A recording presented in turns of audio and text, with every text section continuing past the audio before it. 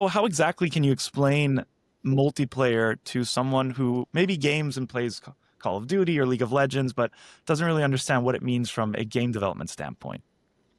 Yeah, so multiplayer is like the act of connecting different people, usually from different locations, which is the most Yeah. important and challenging part. Okay, so they can play and affect what is called the core loop of a game together. So the core loop is like basically, for example, in League of Legends, you go, you pick your character, you enter the game, and then you start farming minions, you start playing with against other characters. That's the core loop. Okay, that part is the core loop.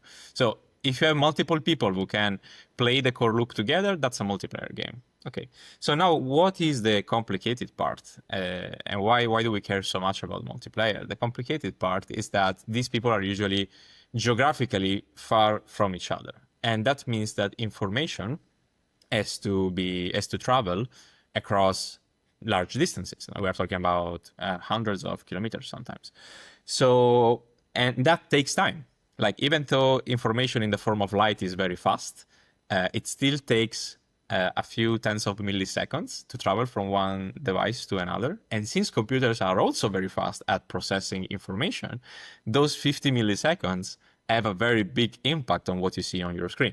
So the main challenge is like latency, like this latency with this time that it takes to travel for information to travel from one device to another to synchronize the state of the core loop is what makes multiplayer games super complicated and very challenging to implement. And we can talk a bit more about that. But I don't know if I answered your question, Alessandro, if No, you wanted to know something more specific. absolutely you did. I think there are a lot of people who maybe wonder when they're playing a game, oh, there's this thing like ping, and you see like these milliseconds. And I guess that's what it is at the end of the day. It's just how long does it take for the server to register the action, then send it to the other player so everyone sees it.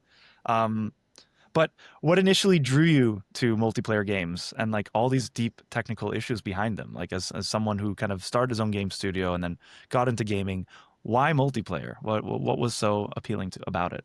Well, because I always played multiplayer games since I was a child. Luckily, I had a lot of friends. Yeah, I still have a lot of Yeah. friends. But like, and we played together. Like, we played a lot of games together. I think the first one that I can recall was the Habbo Hotel. I don't know if you ever I played. played Havo, man. I played Havo. Yeah, It dude. was super. Like It was Bubba or basically whatever. Yeah. one of the first social MMOs, the metaverse back Yes, in of course. 2005, 6 or something like that. So I started with that, and I was always like curious about how do people manage to do this stuff. And then we went to shoot it. Like I started playing shooters. I remember a very big old pay to win shooter called Operation 7. I don't know if you ever stumbled No, I upon haven't heard it, of that one. but yeah, it was a cool one. And so yeah, and then after that I moved to League of Legends. But like, and the thing is, I always played multiplayer games, so for me they have this special meaning because they allowed me to connect with friends since I was a child, and so I wanted to be able to support other people doing the same thing, pretty much, and also try to connect more people today. Yeah, the absolutely. same reason. So you've often said that making multiplayer is from like 10 times to 100 times harder. Like in your view, what are the top three hardest things that make multiplayer so difficult to do? Hmm. Well, the biggest offender is latency, as we mentioned before. So the fact Yeah. that information takes time to travel from one device to another, and so that we need to plan and like react to that. So that's the first one. The second one I will say is scaling challenges. So scaling challenges means that you need to plan for thousands of people, likely, I mean, hopefully, that will play your Fingers game at the crossed. same time. That will play your game at the same time, and so you need to support like you have a few. You need to have a few systems that support like that scale of operations. While in a single player game, you simply have one person, one device. Uh-huh. They don't have to send information around. Like it's everything happens there. So it's way easier to make a single player game in that sense. And the third one is like cheating, which is like why people, not why, but how and why people hack a game or try to cheat in a game, which can ruin the experience for everybody. So that is a serious problem, especially in competitive games. And so I would say that that's the third big challenge. It also ties to another topic, which is keeping the fun for everybody. Because in a single player game, like you only have one player, so you can make them do absolutely busted things. They can be overpowered and nobody will complain. Actually, they will feel very good. But in a multiplayer game, especially if it's competitive, that doesn't work because one person feels powerful and the other person feels awful, and they stop playing the game. So that's another more of a game design challenge in that sense. And you see this so much with games like Call of Duty or even like Warzone, for instance. I know that there's so many aimbots, especially in a game where like you only have one life, and like Warzone where it ends. And how do players actually do this? Like, because it's something that I've always found interesting.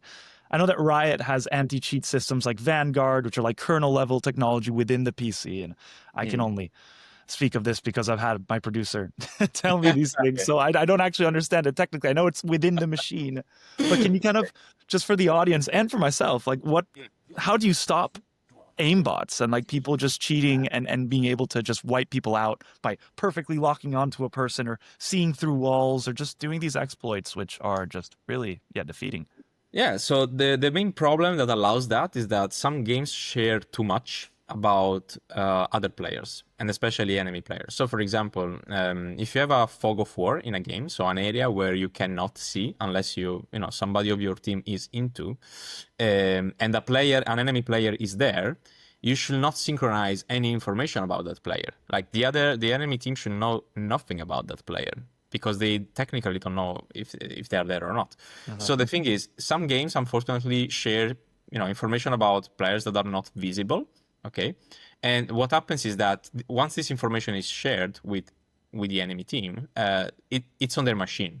So if on my machine I have something that is able to identify players in the memory of the computer, like I can figure out their positions. Like there are tools that help you figure out their positions, even if you don't see them in your camera or in your minimap. But if the game knows, like if the information of, hey, this player is in this point of the map is in your computer, then your computer can retrieve that and can somehow show it to you.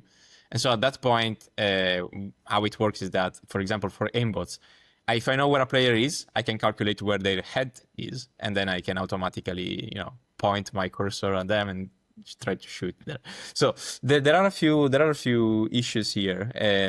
One is like that some games share too much information, and another that helps with cheating is that they use a client authoritative architecture where clients, it means like player devices, can actually make decisions and decide what happens when an action happens. While the opposite case is the server authoritative architecture where clients can only say, hey, I want to try to do this. And then I want to try to shoot towards this direction. And then there is a server that says, okay, you can do that, or nope, you're trying to cheat. And then they process the information and they change the state of the game loop. But yeah, so like if you use the wrong architecture and if you share too much, you end up with people who can shoot at the opposite corner of the map. So that's how it is. So quite naively, I ask, why do companies make these mistakes? Because if you think about it, like if it's all about what information I display to the players in a competitive setting, isn't it as simple as just being like, let's not show other competing players the location of the other team's players, if that makes sense? Like, why do these mistakes happen? And then also, what are some horror stories that you kind of have heard about of games? Like I kind of gave an example of Warzone where you see a lot of kind of grotesque cheating, but yeah, just how do these mistakes get made and why do they happen? So mainly it's because of ignorance. Like a lot of studios don't know about how to make multiplayer games in a proper way because it's not something that you learn easily. So like they simply don't know that this is a problem until it is. And then they say, "Oh wow, we really need to fix that." But like at that point, it's already late, because Too late, yeah. you have negative reviews on Steam saying, this game is full of cheaters, blah blah blah. And so when that kind of things happens, you're already in a very very hard position because it's difficult to recover the trust of players. And like the first thing you do if you go to a game on Steam is like you read the reviews. And if it's a multiplayer game and you read one person complaining about cheating, it doesn't matter how many positive reviews you have. But like you will not play that game. Like there's a very strong chance that you will not play that game. So all it takes is one negative review for most people. Because they say, I'm not going to waste my time getting crushed by people who are playing unfairly against me, right? That's what what happens in your head. So the main reason is ignorance, and the second reason is that even though some teams know about these problems, they decide to ignore them because of time constraints, time and budget constraints. So sometimes because they require time to be implemented, like the countermeasures require time to be implemented, and for some teams this could be cost prohibitive, and so they simply decide to take the gamble, like Let's see what happens. yeah, let's see what happens. And sometimes it goes well, sometimes it goes very bad.